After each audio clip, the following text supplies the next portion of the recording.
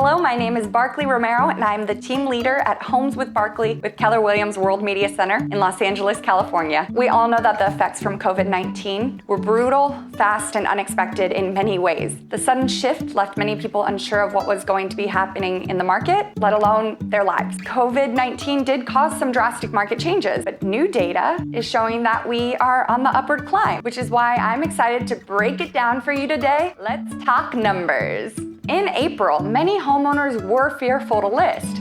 Like I said in my last vlog, the average number of listings for April was nearly half of what it was in the years prior. From a realtor standpoint, it was kind of difficult because we weren't allowed to show any of the houses that we already had listed. And that left homeowners wondering whether or not it was a good time to list or if they were just throwing it up on the MLS to not be seen by anyone. But at an impressively rapid rate, we have learned how to utilize digital technology, and it's not uncommon to hear of clients buying homes without ever setting foot on the property. Kinda cool, right? In general, it can be a bit more complicated than pre-crisis. Some listing agents require proof of funds or your approval letter to walk onto the property, but overall restrictions have greatly eased, and homes are much more accessible. As long as you're working with an agent who is keeping current and knows how to work with you to get you in a position to make an offer that gets accepted, it's basically business as usual minus open houses and a little bit more screen time. So with all those adaptations,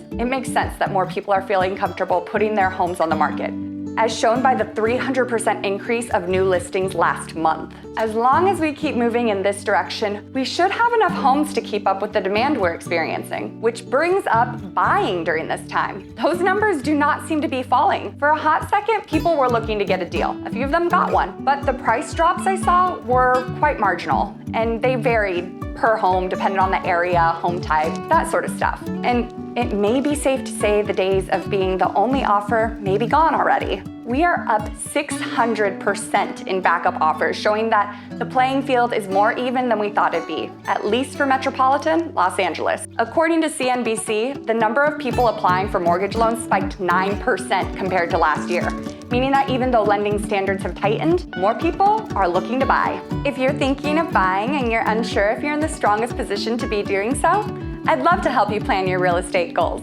Remember, from the buyer's side, usually the other team pays me to represent you. Usually. But hey, why are there so many buyers in the market? 4 words: record low interest rates. This is the way that the United States is trying to keep everything in balance for the economy and to provide affordable housing. That being said, there are really 2 ways to think of home buying. The first focuses on the price of the house as listed on the market. So this house is $700,000. People focus on the $700,000. Unless you're an all-cash buyer, this is not the most important number. There are a lot of factors that come into play for your loan, and trying to catch a deal can have you losing in the long run if you wait too long, which is why for most people, I would recommend looking at it like an investor. This way uses your credit as a tool and focuses on what your monthly payment will be and for how long. The goal is to get an affordable monthly payment that you aren't paying for the rest of your life. As you can see, just 2% can be the difference of over $800 per month and nearly $300,000 when it comes to a $700,000 loan, which is almost half, depending on the loan terms, of course. But as far as waiting for housing prices to drop, we have no idea when that will happen to home prices in the future, or if homes will come on the market. We assume they will, but that's not a promise. What we do know, our interest rates are at the lowest they've been since 1971 when they first started recording interest rates, and that is an incredible opportunity. How about if you're thinking of selling? From a seller's standpoint, there are 2 numbers to look at. One is inventory on market, and the second is pending sales. As far as houses on the market, we're extremely low on inventory, as you can see below. With so few comparables and hardly any competition, sellers are still able to stand their ground on price depending on the listing. And with pending sales up nearly 50% since April, the market is definitely running again, just a bit more virtually and exclusively. We've shifted to an extremely digital space with some listings offering 3D tours.